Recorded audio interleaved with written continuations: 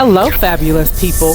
This is the Together podcast, and this is the place where Sharice and I come together to help you get it together for your everyday business life. So we hope you enjoy. We should be live now, so good morning, everybody. Hey, happy Tuesday, beautiful people. Great.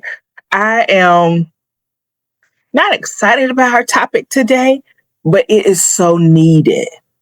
It is so needed. And I know we've had this conversation before, but I'm still having conversations about the same thing. Mm-hmm. And it's making it into that mindset of CEO. Mm-hmm. And so when you're an entrepreneur, I think at the beginning, right, you're just grinding. You're trying to figure out how to make it happen. It's like almost like you feel like you're playing a Tetris game with your life and fitting everything in and trying to get this to make this happen and die. And then you start getting somewhere and you start having to offload stuff onto other people. You start having to delegate, and you personally have got to change your mindset. Mm-hmm. And it's so many different mindsets that you got to shift. Like this needs to be tweaked and this needs to be tweaked and this needs to be tweaked. Mm-hmm. And so Sharice always says it best. You have to go from a one-woman show to a CEO. And so that's what we're talking about today. What every entrepreneur woman needs, that mind shift that they have to make really to step into that business owner, from just working to yourself to business owner. And so that's the whole thing. So, but let me back up, because I think I jumped in hot because I was ready to go. Because I just had this conversation with somebody the other day. You're not thinking like the owner. You're not thinking like a person who owns a system. You're thinking like you work for yourself. And that's a different mindset. You tackle problems differently. So, but I am Natalie Elliott. Hi, everybody. Happy Tuesday.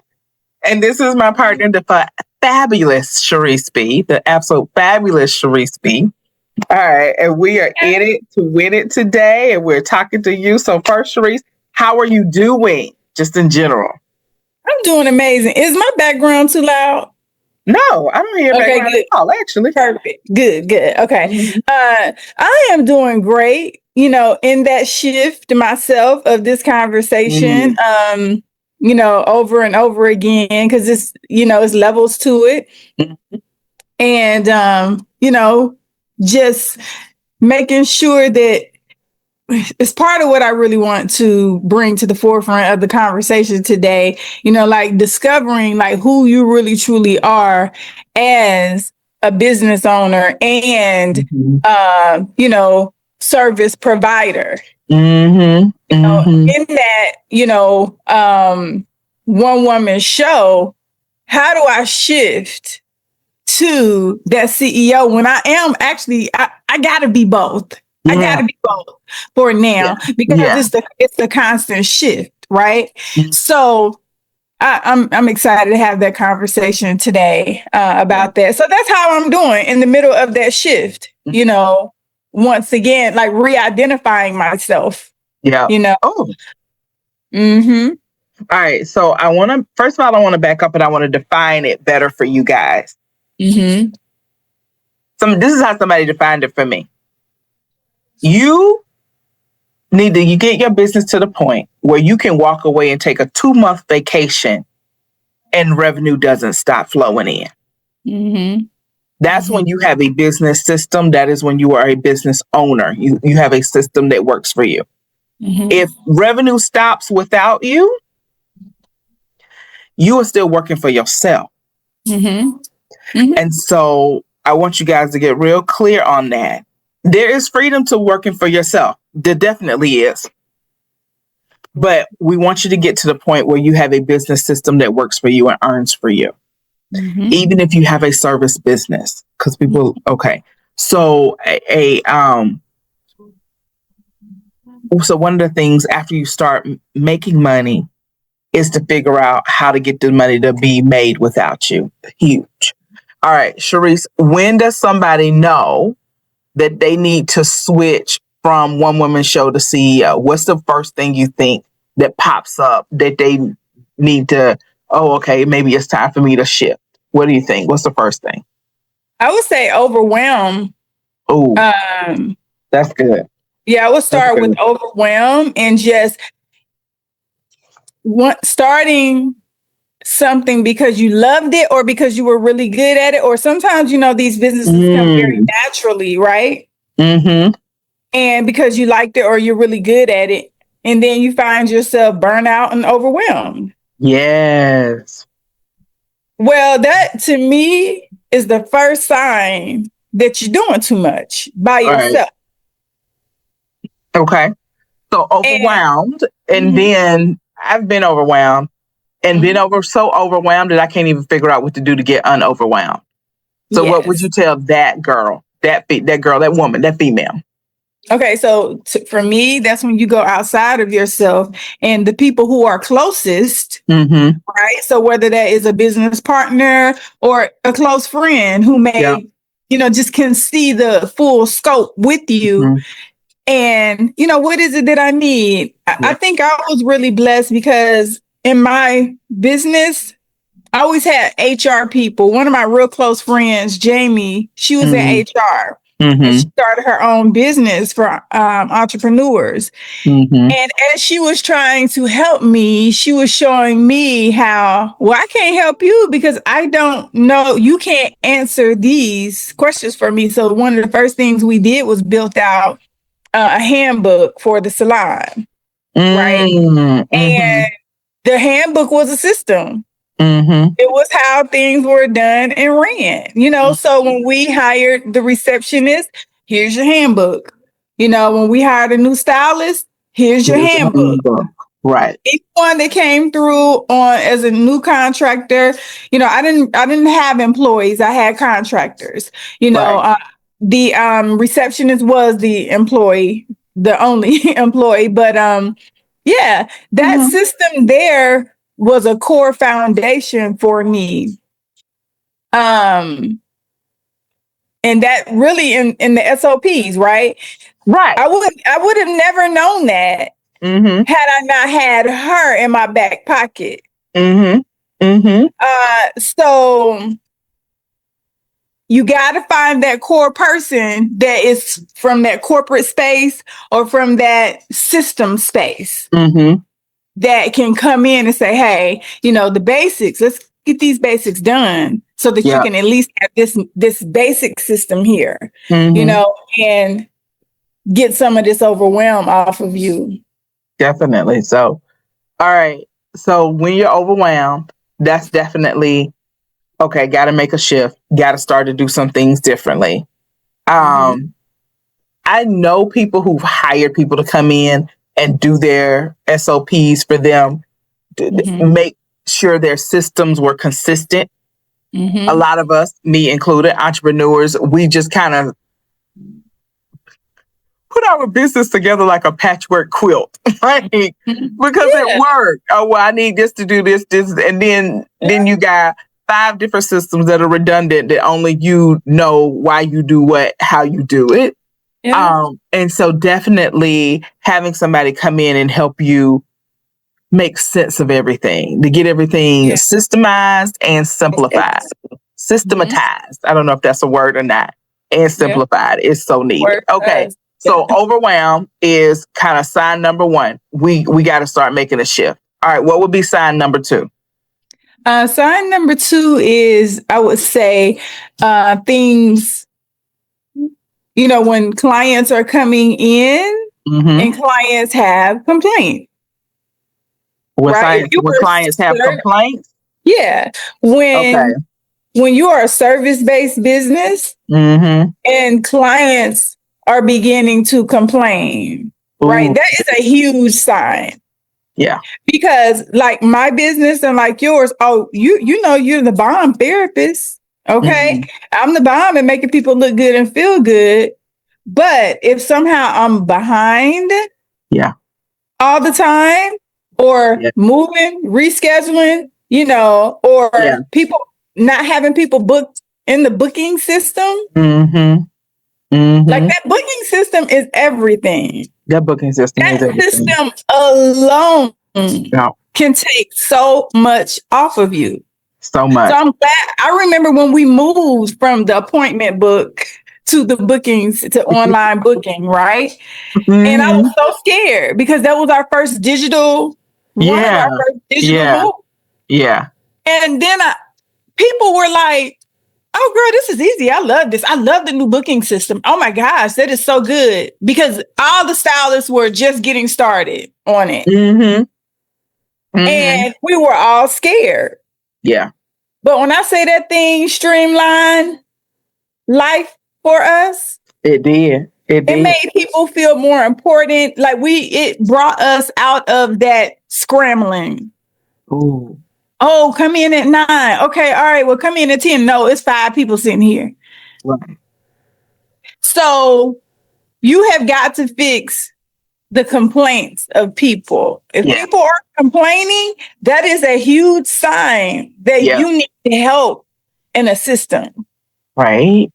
So let me jump in, because I hear somebody like, "Oh my God, I would never want my clients complaining. Like, I don't want my clients complaining." And I need you to understand that's just going to happen in business from time to time. Yeah. It's just going to happen.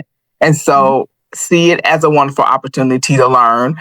Think of it as like the feedback, so you can see yourself. Feedback that just helps you that's going to help you become better. If you don't have an online booking system, I'm going to need you to get one immediately. Not only does it serve your clients better than them trying to play phone tag with you when you're in the middle of working, but the other thing that it forced us to do is to get clear about our scheduling. Yeah. On the inside, we had to get clear about our scheduling, clear about my time blocks, when I'm going to take clients, when I'm not going to take clients. Yeah. Clear about our services, clear about the time that it takes to do things. And so that was really, really helpful. I will say, because I run like 3 different calendars, that I still every now and then something will get double booked. But it's so much better than when I was all over the world working 18 jobs trying to get it together. And so if y'all don't have that, please go ahead and get one. I think Calendly is free. I use Acuity. Sharice, you use Acuity. Most people I know actually use Acuity. And I don't know about Calendly besides it is free, but Acuity gives you such flexibility with the types of appointments you can make and booking links directly to only a certain type of appointment, being able to make one appointment. So like one of the people on my staff, we want people to pay a deposit to see them, because we were getting a lot of no-shows for them in particularly. So they got to pay a deposit. So it's only one person on my staff, and Acuity allows us to do that, to say this is an appointment. It has to be like this. So I really love that. So you guys, if you're not on you just got to get one. It makes life so much. It makes life so much easier. And I actually have the newest stylist I'm with now. I love her booking system. I love that I can say, okay, in 3-4 months or in 2 weeks or something, and look at the schedule and really plan it out without doing the back and forth. So yes, I love it. Okay. All right. So overwhelmed, number one, sign that you got to make that shift from one woman show to CEO. Overwhelmed, client complaints. What would you say number 3 shift is? I would say, if this makes sense, if you follow me, I would say an outdated system. Ooh. Okay. How would we know it's outdated? Because when you're on the inside, you don't realize it's outdated. Yes, that's the thing. You don't realize it's outdated. So an example of an outdated system that you had that really wasn't a system was not having the booking system. Right? Not having the online booking system. That's an example of an outdated system. I would say something else is just how you see your clients. For instance, if for 10 years you were seeing your clients and they came in and your decor was a certain way, they sat a certain way, you should know by now, you probably didn't set your business up strategically and intentional. You probably set it up by what was cute. And this is personal. Everything had to be cute. But then I remember bringing in a feng shui specialist. Ooh. Who showed me how to set up my whole salon from the front door, actually outside of the front door.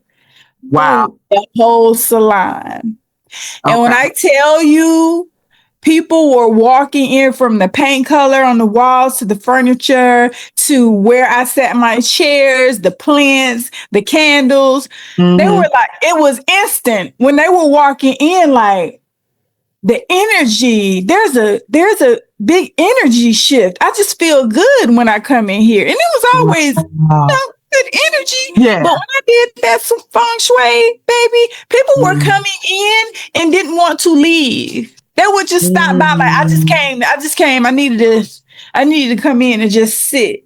I'll come in the lobby. Nice. I'm walking from the back to the lobby, and people, I'm like, oh, you got an appointment? They were scaring me.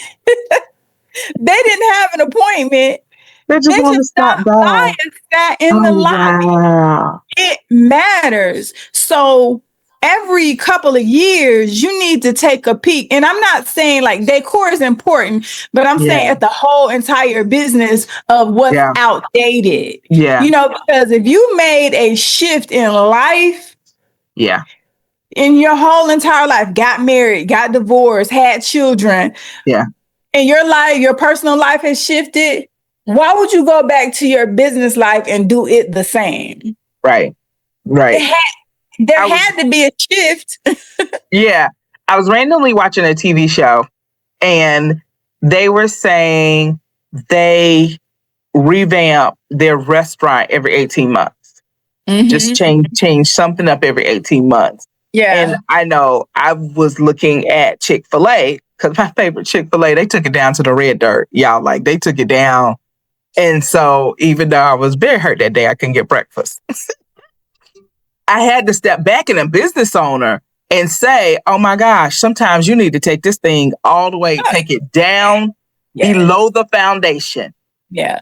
And let's rework this thing. Yeah. And I think a lot of times entrepreneurs are scared to do that, but I think you have to, because you know more now. So I can't explain it. It's like when we first started in those couple of years, we're just trying to make it work and putting stuff together. And then we kind of figure it out and we get our flow. So sometimes you will have to, in your business, like, start all over again. Okay, we're not going to do this at all. Yeah. Now we're going to do it this way. We're going to have people come through this way, or I'm going to have people do this appointments this way, and completely redo it. So just know, like, that's a thing that will need to happen. Like, don't be afraid of it. It's a thing that will need to happen.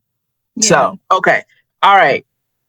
May I say that I believe, just like personal, you know, if either you are aware and you make it happen, or life is going to happen for you.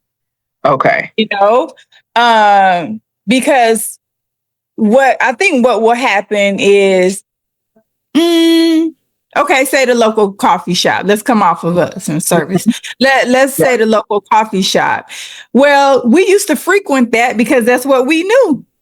That was who we knew. That was what was going on. Then all of a sudden, around the corner, Starbucks popped up. Oh, and I can drive through here. Oh, and not only that, they mass produce and they put things in their coffee that makes me addicted to. That's funny. Go ahead. You know what I'm saying? But even more so, just the branding of it. So now everybody goes to Starbucks. Yep. Instead of the local coffee shop, because we're not a community like that anymore. Same thing with salons. People go more so in what's convenient. Okay, so it's salons, suites, and all that in every neighborhood. Tons of them in every neighborhood. So people are going to look up, oh, okay, so who can I go over here so I don't have to drive across town anymore? That part. You got some people who are loyal. But then unless you have locked them in with your amazing system and service, it's too many other options. It is. So, yeah. Okay. All right. All right. All right. I want to shift. Now I want to talk about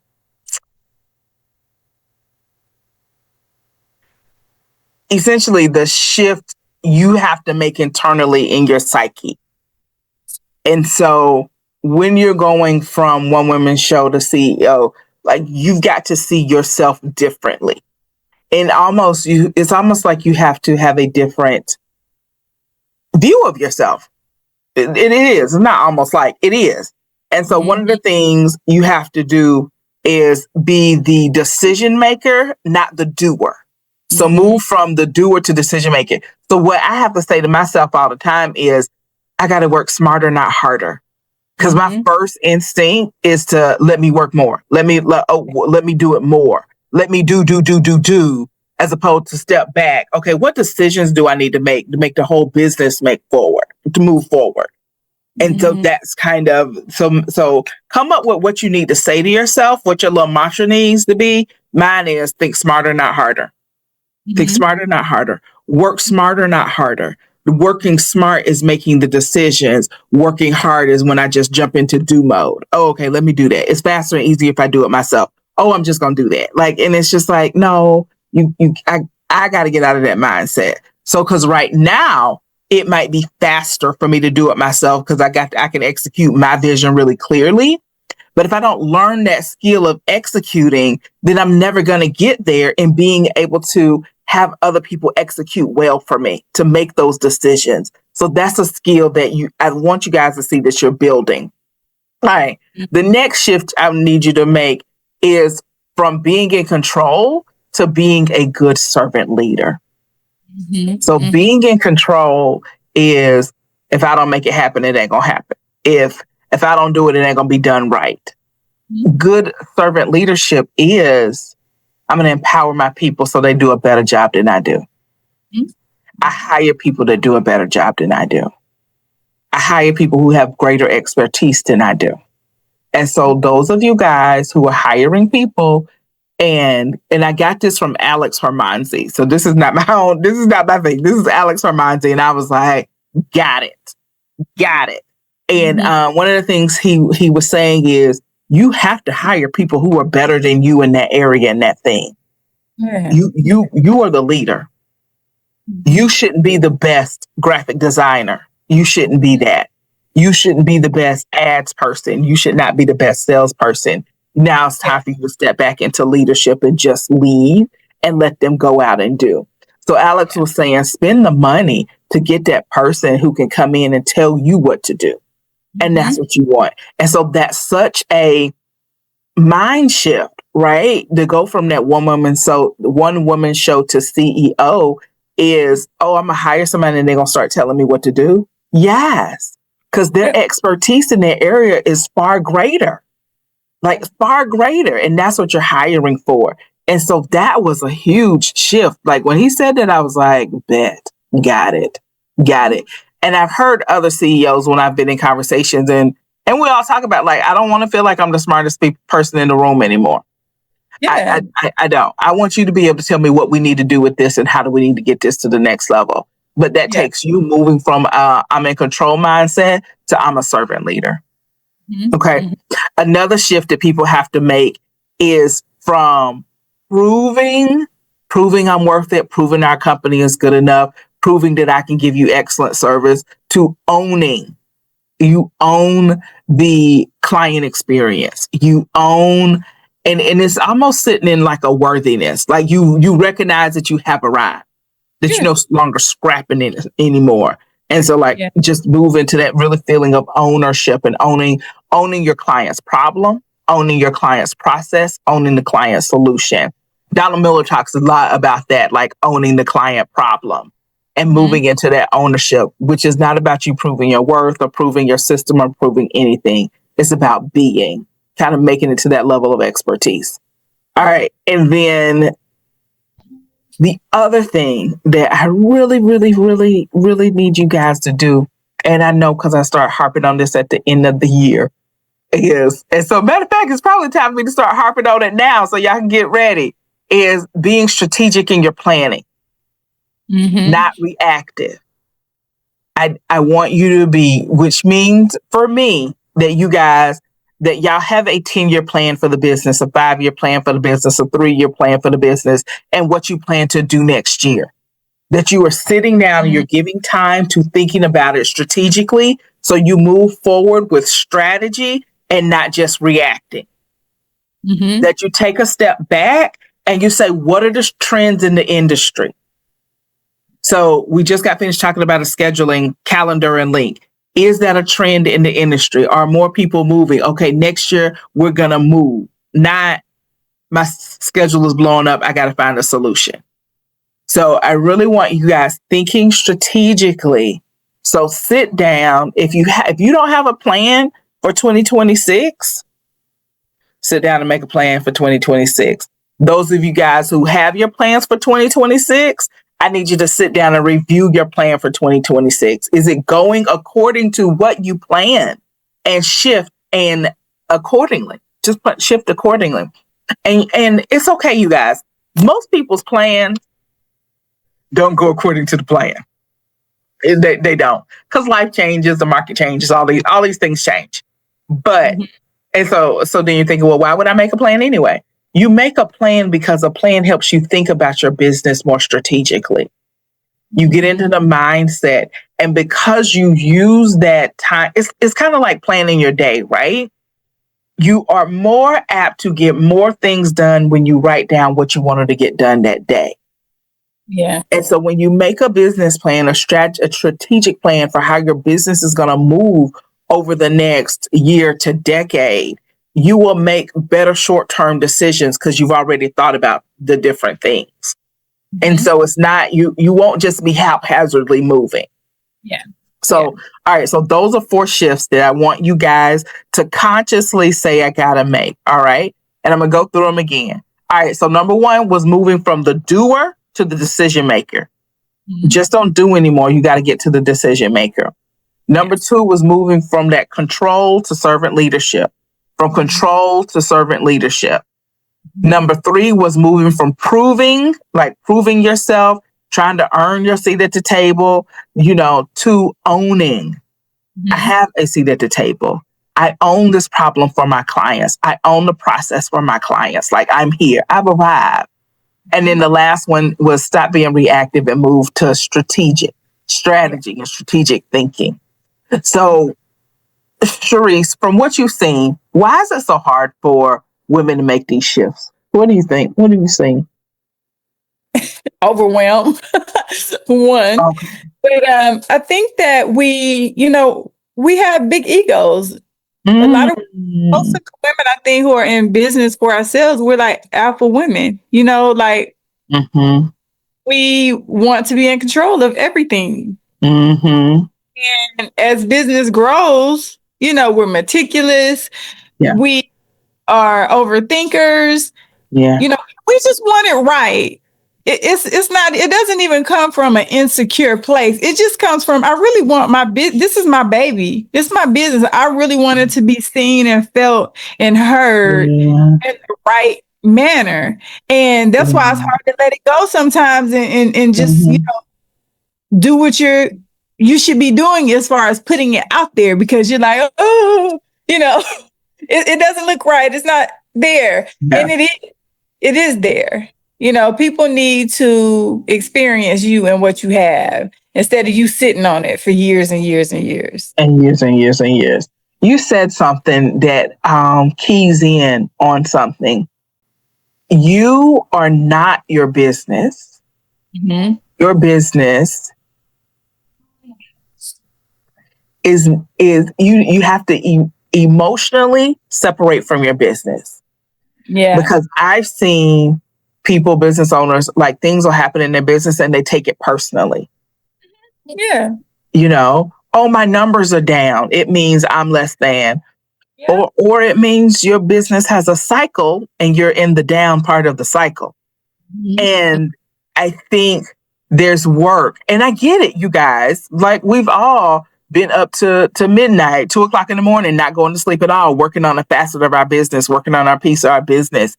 Really feeling like we're birthing this thing to existence and then watching it grow and then breathe and then I was talking to a business owner yesterday, and her business came out for the first month $13 positive. And so she's so excited that the business is now officially carrying itself. And she said, it's only $13, but it's $13. Like I'm not having to come out of my pocket to pay the business bills anymore. And so she's so proud of her business. And I think she's been in business about a year. And so we're proud of our businesses and we're emotionally invested. And I need you guys to step back and realize your business is a separate entity. Yeah. And so when something happens in the business, don't take it personally. Oh, that's just business. That's just business. If an employee quits, it's not a betrayal. It's an employee quit. Like, it's not a betrayal of you. And I put so much into you and da-da-da-da. No, you have a business. Employees come and employees go. And do that. So a lot of you guys got a lot of emotions about the business. A lot of emotions about the business. And so take a step back, reduce the emotions, move into that decision maker role and make the decision. You know? Yeah. Okay. All right. Yeah. What else about making this mindset shift today? I think that, it's inevitable. Like, change is going to happen.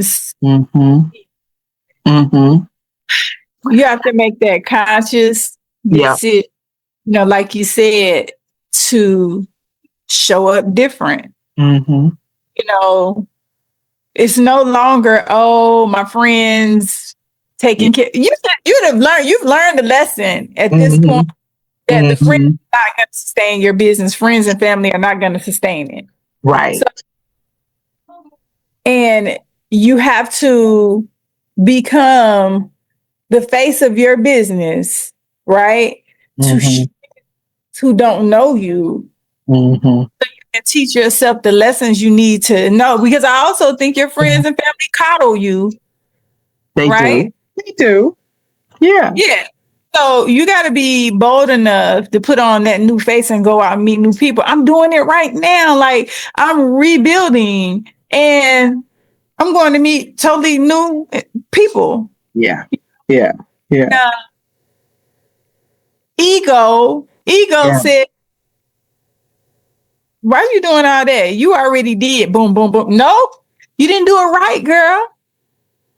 You didn't do it right. So guess what? We got to rebuild. We're going to rebuild, and that's okay, because guess what I did? Yeah. That I learned over all these years, all the experiences. So you got to be bold enough to show up different and ownership. Like you said, own where you are, own who you are and where you are. Because you are that girl, like that woman, that CEO. Yeah. Like, you really are that CEO. So walk like it, be it, embody it, because we have shifted. The whole universe has shifted on you. And if you still operating in that old version of you, you're going to be over here scrambling. You are the CEO.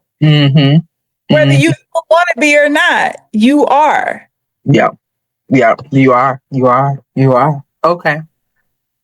I think that's a wonderful place to stop. And I think if I want everybody just to continue to have that conversation with themselves today, that I am the CEO. So what do I need to be doing differently? I am the CEO. I am the CEO. I am the CEO. So what do I need to be doing differently? So, okay. All right. Any last thoughts, Sharice? That's it. Working who you know you are. If you don't really understand or embody, you need to contact us. And you also need to come out to our event May 16th. Oh, yeah. Okay. Our event May 16th is coming. It's less than 30 days. Yeah. We do. Needing to contact. So, yeah. But let's go. Let's go. All right, people. That's the word for today. Let's go. Remember that you are a CEO, and we will see you guys next week. All right. Bye-bye. Audio Jungle.